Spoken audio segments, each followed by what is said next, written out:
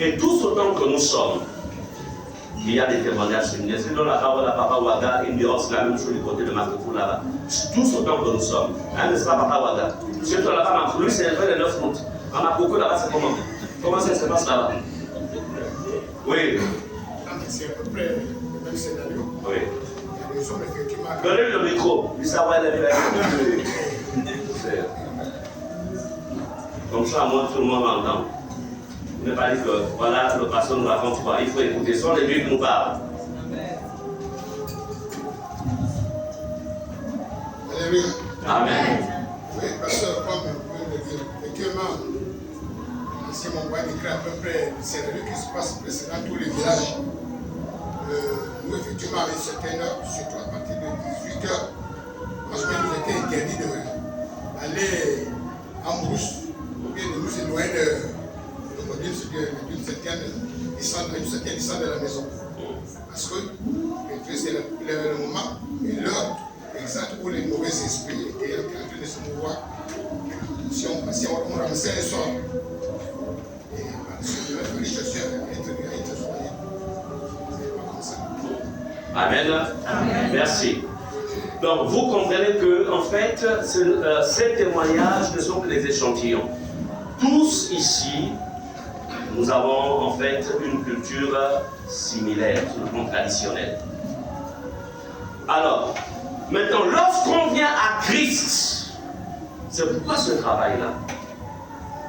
Si tu viens à Jésus, sans pourtant que tu n'aies désactivé ceux qui te contrôlaient hier, parce que tu appartiens à une tribu, tu appartiens à ce village, tu appartiens à ce clan. Si toi tu ne désactives pas et ne détruis pas cela, que va-t-il se passer? C'est ce qu'on appelle, tu vas rentrer en mode réclamation. Amen. Amen. En mode réclamation. Regardez ce qu'on disait de Jésus. Jésus était fils du Dieu vivant. Et il est fils du Dieu vivant. Quand il était, je parle dans le sens, quand il était dans sa chair, dans le corps physique, sur la terre, mais il est fils du Dieu vivant. Il accomplit des miracles, etc. Jésus est en train de... C'est-à-dire qu'il est en pleine campagne de relation, il est en train de parler des choses du royaume. Mais Jésus, en fait, appartenait à une famille aussi, on va dire, biologique. Il est descendant de la lignée du roi David. Sa mère, c'est Marie. Alors, père nourricier, Joseph. Pas père, mais nourricier. Quand Jésus est en train de prêcher, c'est-à-dire que le gars a fait 3 jours sans manger, la mère est inquiète. La mère va trouver Jésus là où il travaille, là où il prêche. On dit à Jésus, Jésus, maître, il y a ta mère et 2 frères qui t'attendent dehors. Pourquoi Marie et ses frères vont chercher Jésus? Et pourtant, elle savait que le fils là que je porte là n'est pas comme tous les autres, ne sera pas comme tous les autres fils. Mais cependant, il y a une loi naturelle qui s'active en la mère qui dit, ça fait 3 jours que mon fils n'a pas mangé. En temps, c'est pas un enfant de 15 ans. Il est déjà dans la trentaine de la mère s'inquiète toujours. On dit que tu peux avoir même 50 ans, les mamans s'inquiéteront toujours.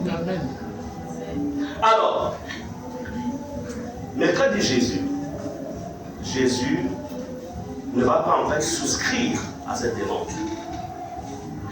En fait, ce que je voudrais ici vous faire comprendre, c'est pas parce que nous sommes nés de nouveau enfants de Dieu que nos origines familiales, en fait, ne seront plus expressives. Elles vont toujours parler, sauf s'il y a, quand à partir de ces origines, il y a des éléments négatifs, quand tu les coupes, c'est bon. Mais quand tu les coupes, quand tu ne les détruis pas, ça va marcher. C'est pourquoi nous travaillons sur ça. Amen. Amen. Donc, il y a des hôtels, comprenez, qui ont été bâtis dans les forêts. Chaque famille, chaque tribu qui est rattachée à une forêt, comme lui par exemple, qui avait dans son témoignage, il a parlé donc il a parlé de cette rivière ou de voilà. En fait, tout à l'heure, lorsqu'on priera, il faudrait vous souvenir de ces forêts-là. Amen. Amen. Pour ne pas, en fait, travailler dans le vide. Dans le vide. Et ces hôtels qui sont dans ces forêts, et je voudrais vous dire que lorsqu'un hôtel est bâti dans une forêt, là où il y a hôtel, n'oubliez jamais qu'il y a eu sacrifice. Amen. Et il n'y a pas hôtel sans sacrifice de sang. Amen. Amen. Et à l'époque, il était plus facile de rendre en fait un ventre stérile. On ne peut pas soupçonner que c'est un sorcier qui est derrière. On dira, bon, il a des problèmes, elle a des problèmes de ventre. En vérité, son ventre a été sacrifié à l'autel du clan. Amen. À l'époque, c'était plus par les fausses couches. Là encore, c'est discret. Que de voir quelqu'un, par exemple, un enfant de 13 ans, une fièvre en 2 minutes, ensuite l'enfant s'en va, vous comprenez que tout de suite, quelqu'un aussi se lèvera, ira très loin dans la forêt chercher une autre race de sorciers pour éliminer celui qui a fait, en fait, cet enfant de 13 ans. Donc pour éviter ce genre de représailles, en fait, c'était plus avec dans ce type de sacrifice-là. Si vous me dites que dans votre famille, il n'y a jamais eu quelqu'un, même si ce n'est pas toi, il n'y a jamais eu quelqu'un qui a fait de fausses couches. Donc, il faut seulement intercéder pour les autres. Si tu sais que dans ta famille, il n'y a jamais eu quelqu'un qui a pas eu d'enfant sans comprendre pourquoi l'enfant est parti, bien aimé, je voudrais te dire une chose. Le monde spirituel n'est pas comme le monde matériel. Le monde matériel fonctionne dans ce qu'on appelle le temps. Nous sommes aujourd'hui en 2023. Par la grâce de Dieu, 2024 arrive. Vous savez, ça monte. Mais dans le monde de l'esprit, en fait, le temps s'arrête. C'est-à-dire, le temps n'existe pas là-bas. Dès l'instant où quelqu'un atterrit dans la dimension physique, dans la dimension spirituelle, il a l'impression qu'il a même fait 50 ans là-bas. Est-ce que vous comprenez? La personne est peut-être hospitalisée à l'hôpital, elle est peut-être dans un coma, peut-être la personne a fait un coma par exemple de 30 minutes, mais quand elle revient, elle dit « Oh, j'étais au ciel, Jésus m'a fait visiter, j'ai vu Abraham, j'ai vu Jésus, il m'a fait visiter vraiment la salle des noces, vraiment ensuite on louait le Seigneur. » C'est-à-dire qu'en 30 minutes, elle va te relater ce qui peut se faire même en un mois sur la terre. Amen. Amen. Pourquoi? Parce que c'est la dimension de l'éternité. Et dans la dimension de l'invisible, le temps n'existe plus. C'est ici sur la terre, dans le temporel, que le temps existe. Que voudrais-je dire par là? Ce qui a été fait alors que tu n'étais pas encore dans le monde physique. Mais n'oublie pas, même si tu n'étais pas encore né, mais tu existais déjà. Amen. Parce que tu étais dans quoi? Tu étais en fait dans les reins de celui qui a fondé ta famille. Tu existais déjà. Pourquoi nous naissions pécheurs sans avoir été au jardin d'Éden? Parce que tous nous étions en Adam. Amen. Amen. Pourquoi aujourd'hui, ayant accepté Jésus, nous sommes devenus des fils de Dieu?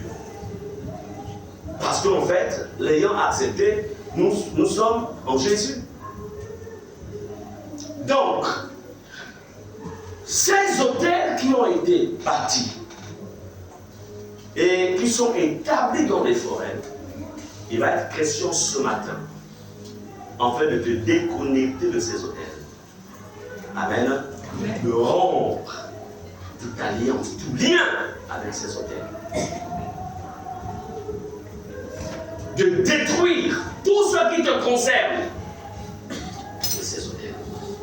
Même ta descendance. Tu me diras, mais parce que je ne suis pas encore marié, ce n'est pas grave. Ce n'est pas parce que tu n'es pas encore marié, ce n'est pas parce que tu n'as pas encore fait d'enfants, que tes enfants n'existent pas, ils existent, ils vont venir. Mais une fois qu'ils naissent dans un contexte où tout a déjà été nettoyé, purifié. Amen. Vous n'avez jamais vu les enfants?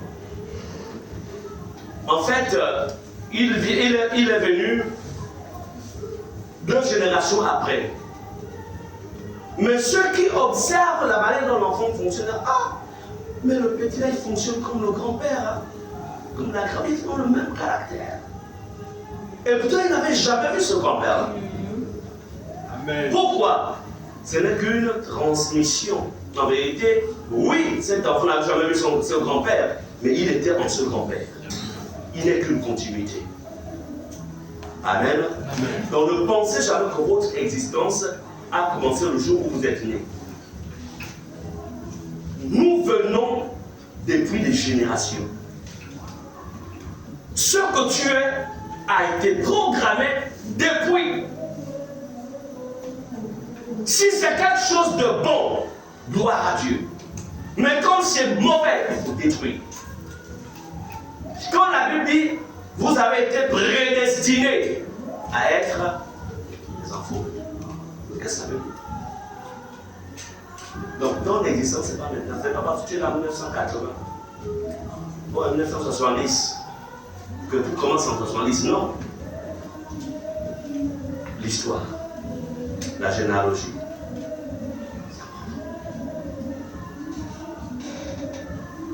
Donc, il va être question ce matin de détruire ces hôtels, d'effacer vos noms de ces hôtels.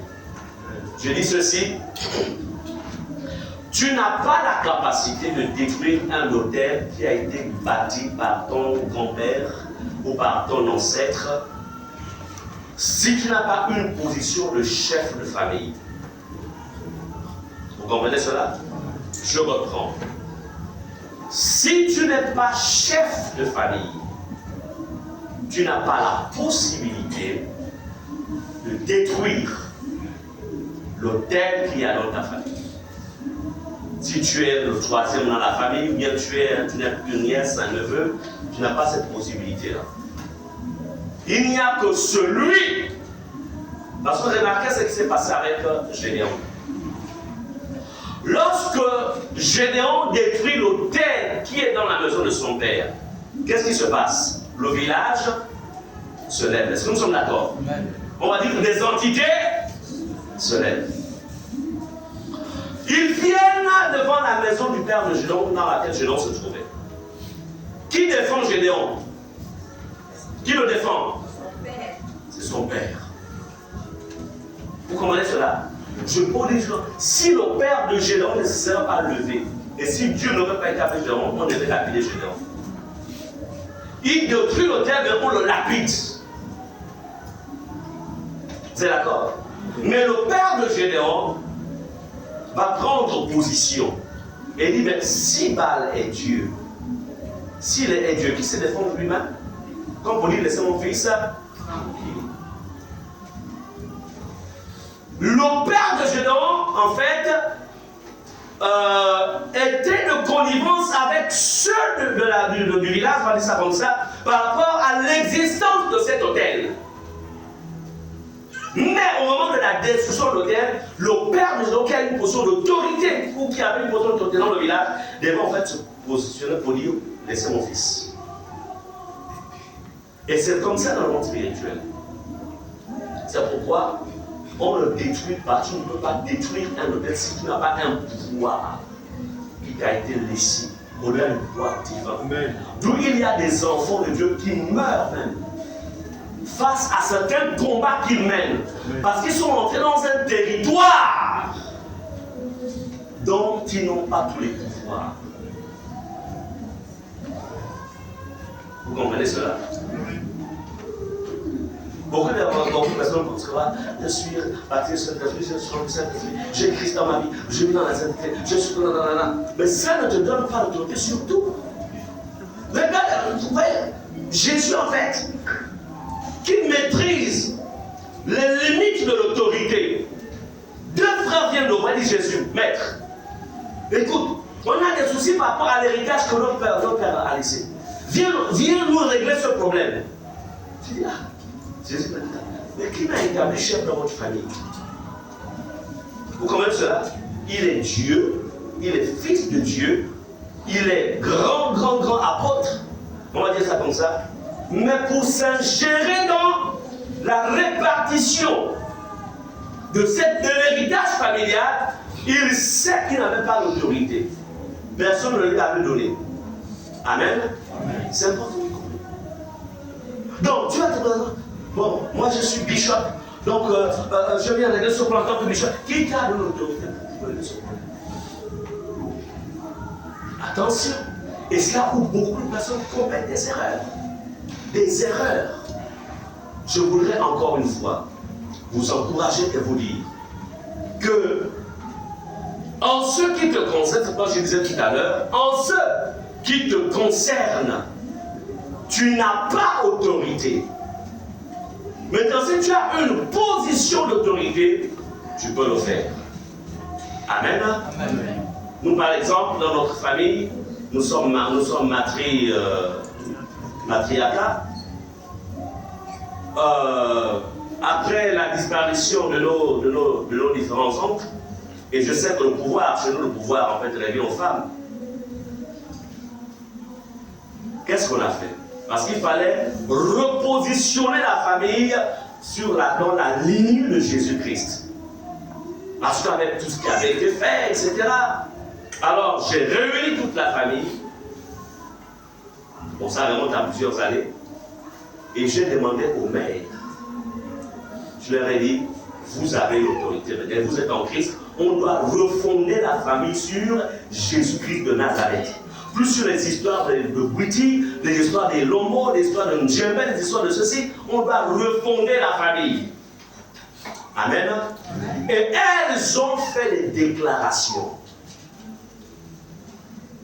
Alléluia. Amen. Pour annuler en présence de tous les enfants. Refonder la famille.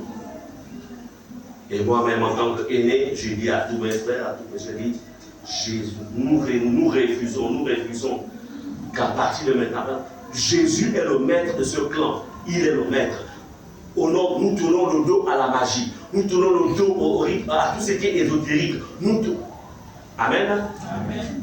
Ensuite, on a scellé cela. Pourquoi cela a été renversé? Ce n'est pas moi qui l'ai renversé, mais ce sont les mères qui l'ont renversé, de par leur position d'autorité. Et moi, je n'ai fait que sceller cela par ma position spirituelle. Amen. Maintenant, imaginons que les grands-mères, etc., étaient encore là. Et qu'elles refusaient par des enfants en Christ. Et qu'on ne le faisait pas. La seule chose qu'on ferait, c'est quoi? C'est juste de retirer les noms des enfants et des petits-enfants de ces hôtels-là. Donc, comprenez ceci. Un hôtel peut être détruit si tu as une position d'autorité familiale.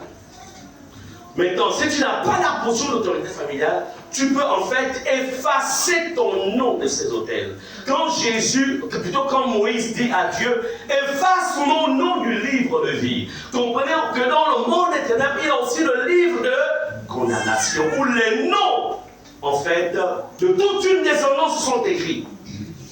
Amen. Et toi, tu peux dire au nom de Jésus, je rentre dans la dimension spirituelle satanique familiale et je fasse mon nom. Amen. Amen.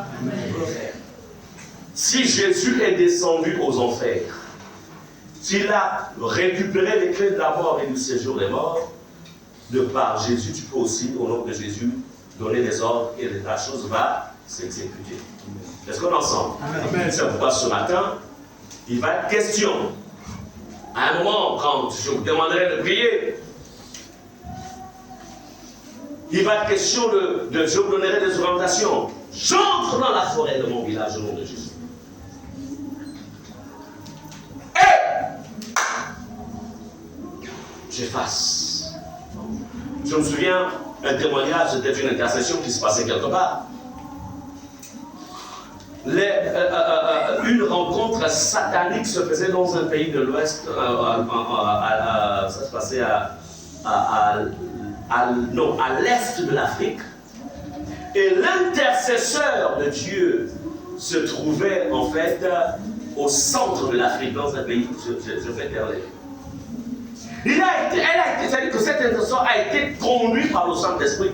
Et il a commencé à dire, j'envoie le feu de Dieu.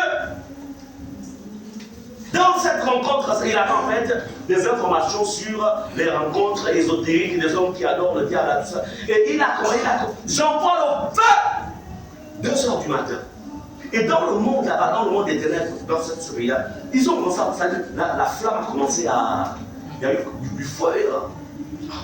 Ça vient d'où? Ils ont commencé à déstabiliser. La réunion n'a pas pu se tenir. Et ils ont vu dans leur réseau identifié d'où venait en fait le bombardement. Ça venait d'un pays d'Afrique centrale. Là, il y avait un intercesseur. Il n'y avait pas 1000 intercesseurs, il n'y avait qu'un seul intercesseur. Comme dit l'Éternel, je cherche un homme qui se tire sur la brèche et qui intercède en faveur du pays. Juste un. La prière que tu feras ici, si tu la fais avec le cœur et la foi, elle aura de l'écho et va rentrer dans le camp des ténèbres pour détruire et remettre toutes choses en ordre. Amen. Dis c'est possible. C'est possible. C'est possible. C'est possible. C'est possible.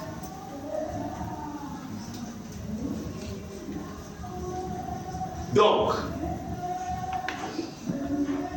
lisons Jérémie 10, verset 3 à 5. Je vais encore demander à l'ancienne Sarah de m'aider à économiser ma voix. Jérémie 10, verset 3 à 5.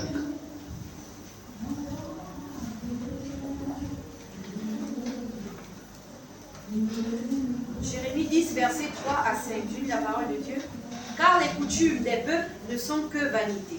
On coupe le bois dans la forêt, la main de l'ouvrier le travaille avec la hache, on l'embellit avec de l'argent et de l'or, on le fixe avec des clous et des marteaux pour qu'il ne branle pas. Ces dieux sont comme une colonne massive et ils ne partent point. On les porte parce qu'ils ne peuvent marcher. Ne les craignez pas, car ils ne sauraient faire aucun mal. Et ils sont incapables de faire du bien. Amen. Amen. Est-ce qu'on va acclamer la parole du Seigneur? Amen.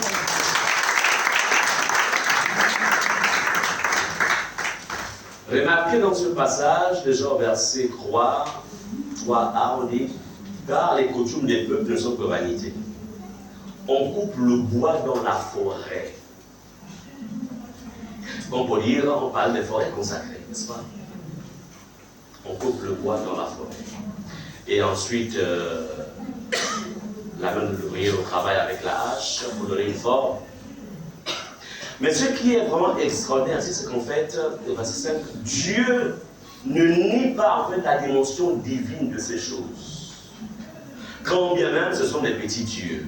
En vérité, ce ne sont même pas des dieux. Mais Dieu comprend que ces démons-là se sont érigés en fait en position de Dieu. Et Dieu dit, ces dieux sont comme une colonne massive.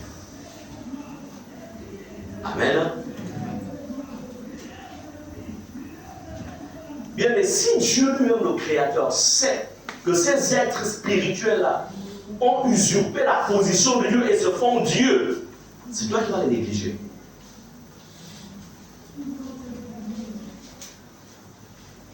Quand Dieu dit ne les craignez pas, ça ne veut pas dire ne les combattez pas. C'est pas ça que ça veut dire. Quand pour dire, parce que vous êtes mon peuple, lorsque vous vous positionnerez pour les combattre, pour annuler leurs projets, ça n'aura pas d'effet.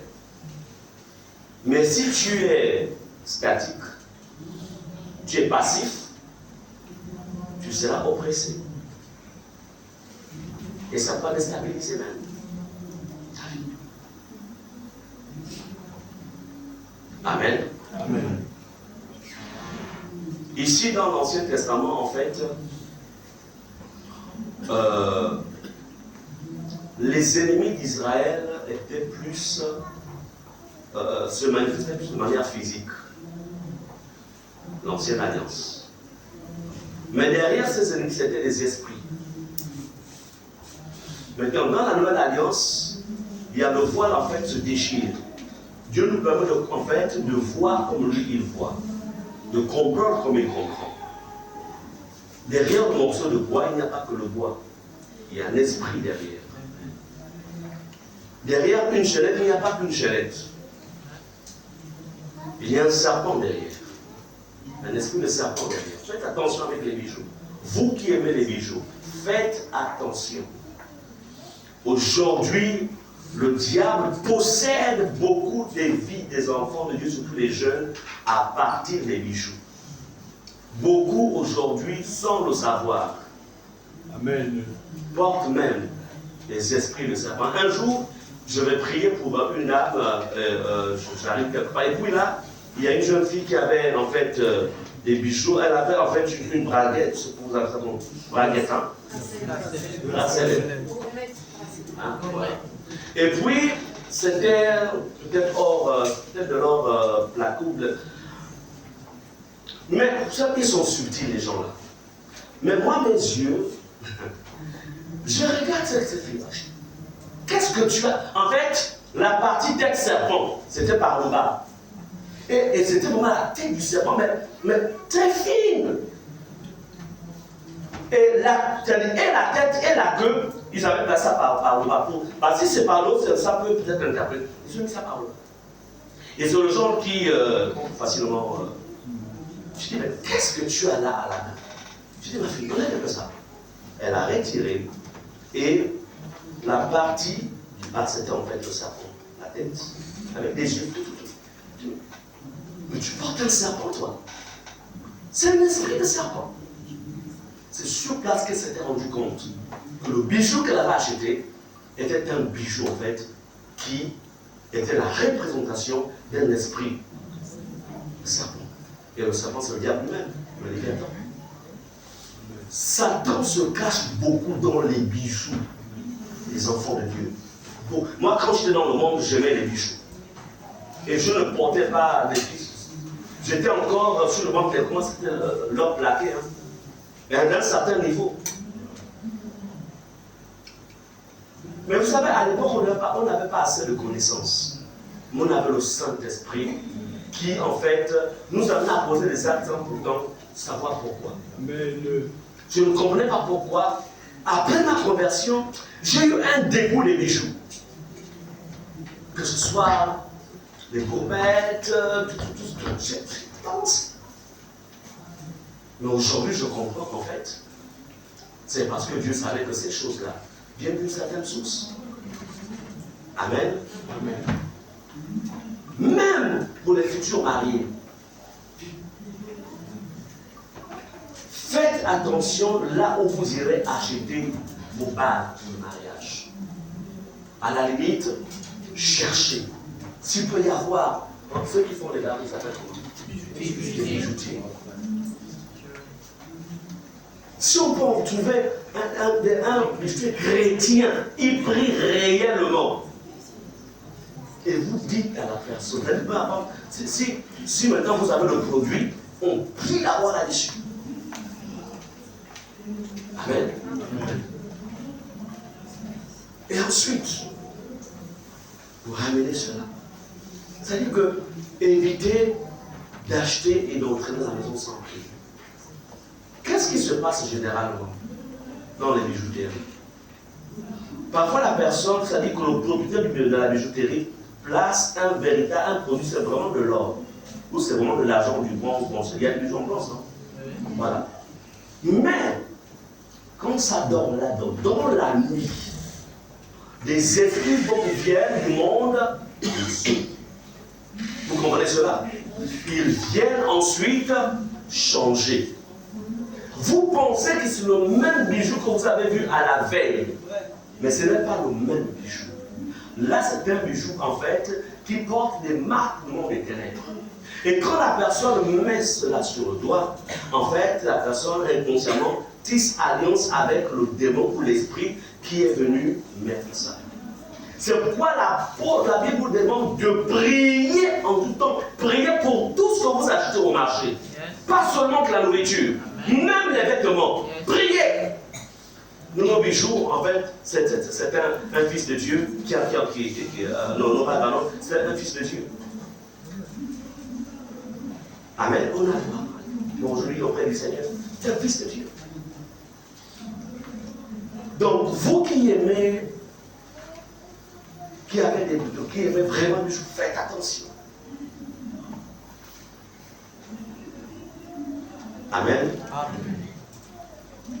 Dieu dit dans Genèse 9, verset 5, ces dieux sont comme une colonne massive. C'est-à-dire ils sont imposants. Bien-aimés, je voudrais vous dire que souvent ces dieux-là ont des missions. Et leur mission consiste en fait à frapper les vies, frapper les destinées. Quand quelqu'un est frappé par l'esprit de la forêt, comment identifier, comment savoir que telle personne dans ma famille, que ma vie est en pression pour être frappée par l'esprit de la forêt? C'est que quand vous voyez quelqu'un en fait qui est debout, une personne errante, la personne ne peut pas passer 30 minutes chez elle à la maison. Elle revient du travail, ou peut-être de l'école, et puis elle dépose ses affaires, elle reste peut-être 10-15 minutes, même encore passement 3 heures dehors. Et dehors, là, elle va même dans 4 endroits différents. Ce n'est pas quelqu'un de stable. Et la personne va rentrer vers les 22 heures. Et ce n'est pas une fois en passant. Sa vie est une vie en fait d'instabilité. Une personne de ce genre est soit possédée et soit oppressée par un esprit de forêt. Et elle a besoin d'une délivrance. Est-ce que vous comprenez cela? Moi, je me souviens quand j'étais dans le monde. Bien sûr, vous savez que dans le monde, on est tous possédés par les esprits. Mais la maison, tu ne restes à la maison que peu de temps. Une fois que tu as fini ce que tu as fait, tu sors. Tu trouves le moyen pour sortir. Mais quand Jésus est rentré dans ma vie, quand il a pris place, la maison était ma demeure. Amen. J'étais constamment là. J'avais plus le désir d'aller dehors. Donc, les gens qui ne sont pas stables là, que tu sois chef de famille, que tu sois femme au foyer, que tu sois un jeune, si tu n'aimes pas rester chez toi, sache que tu es possédé. On va te délivrer. C'est la vérité. Ça ne veut pas dire qu'on va devenir casanier, c'est pas ce que je veux dire. Mais il y a un temps pour tout. Mais être constamment, il y a un problème. Ta maison ne peut plus être un lieu de repos. Un lieu où tu te sens bien si tu es marié avec ta femme, avec tes enfants. Ou si tu es avec tes parents, ton père, ta mère. Ou ton oncle, si tu es gardé par un oncle ou une tante. Si tu ne te sens pas à l'aise là, et que tu n'es à l'aise que dehors, on doit te délivrer.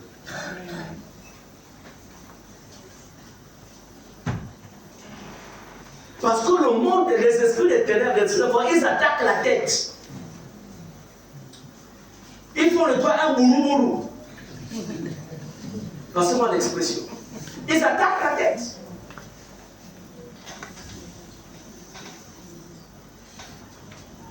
Quand on voit quelqu'un, en fait, qui a perdu le but de sa vie, en fait, il ne sait pas trop pourquoi il va à l'école. Il ne sait pas en fait pourquoi il travaille. En fait, il ne sait même pas pourquoi il s'est marié.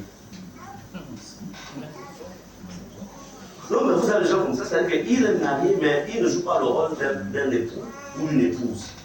C'est-à-dire que c'est comme si c'était en fait dans le rêve, quoi.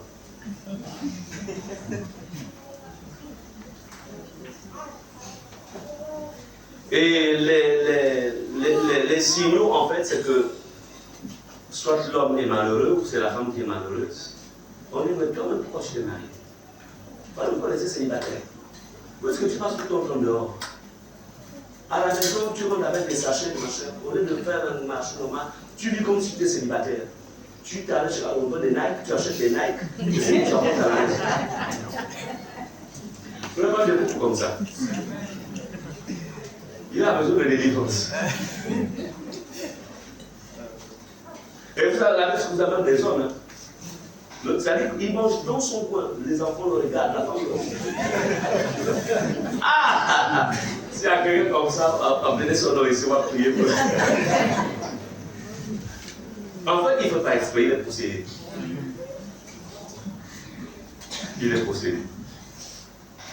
Il est lié par des esprits qui font de lui un irresponsable. Ou qui font d'elle un irresponsable. La personne perd la stabilité émotionnelle et sociale. Amen. Amen.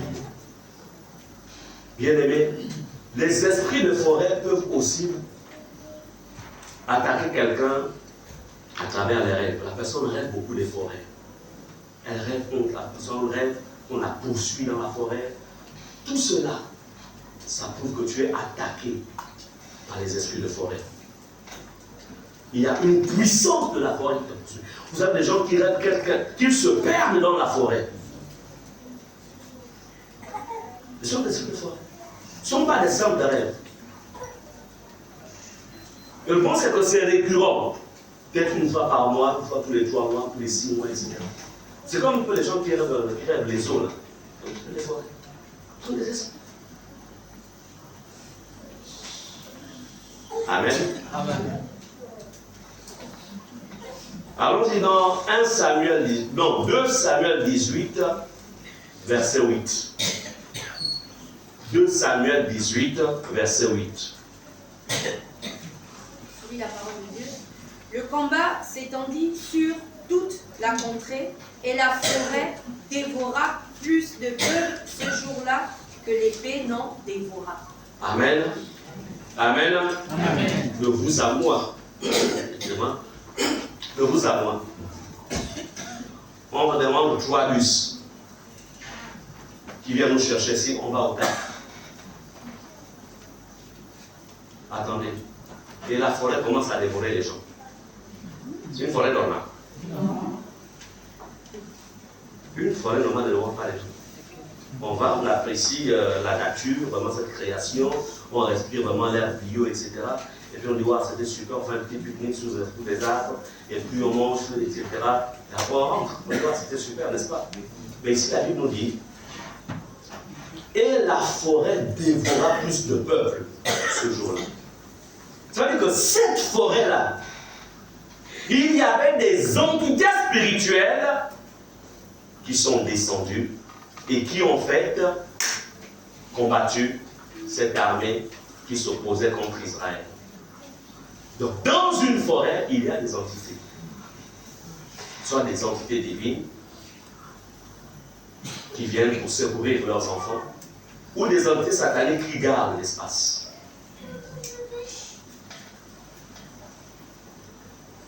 Quand vous allez au village, le problème c'est que parfois beaucoup parmi vous, quand vous êtes ici à Libreville en ville, votre esprit est actif, vous avez le discernement, c'est-à-dire que vous êtes plus vif. Maintenant, quand vous allez au village pour les vacances, etc., vous oubliez même en fait, vous oubliez vos armes, vous oubliez en fait vos capacités, tout. Et vous devenez comme des personnes contre les guides.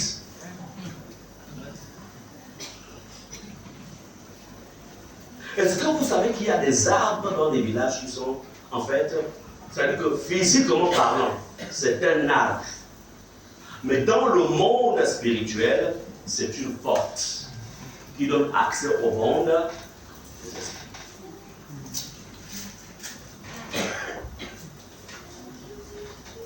Quand vous voyez dans les villages, vous voyez, il y a des personnes qui parlent aux arbres. Elles parlent. Attends, ce n'est pas. Physiquement, c'est l'arbre, non, mais ce n'est pas un arbre. Il y a des esprits sur cet arbre-là. Toi, tu es enfant de Dieu. La personne dit non, je suis en train, on va aller à la plantation, on va aller prendre. Et demande, avant qu'on aille à la plantation, je vais d'abord parler à l'arbre et puis après on va partir. Quand c'est comme ça, tu repars à la maison. Est-ce que vous comprenez? Parce que si tu te soumets en fait à ce rituel-là, inconsciemment en fait, tu retombes dans les choses que tu as déduites même depuis l'Ibreville. C'est-à-dire que tu renoues avec les alliances des esprits du village. Quand je vous dis, oh, non, c'est comme ça, ok, bon. Prochainement, je ne vais pas d'abord à la maison. Amen. C'est pourquoi la Bible dit soyez vifs, soyez prudents comme les serpents. Mais vous aurez parfois, c'est pas tout. Il y a des enfants qui disent, de toute façon, nul et sans effet. Ça, c'est n'a qu'à faire ça. Nul et sans effet. Tu as fini. Non, attends encore. En ce temps, pendant que tu es là debout, l'esprit là t'a repéré. Il sait que tu es un fils du royaume de Dieu. Et qu'est-ce qu'il va faire, cet esprit? Il va commencer à neutraliser d'abord le feu qu'il y a sur toi. Parce que dès l'instant où tu assistes à ce qu'elle est en train de faire, c'est que tu as déjà donné ton accord. Inconsciemment, tu as dit j'adhère à ce que tu fais.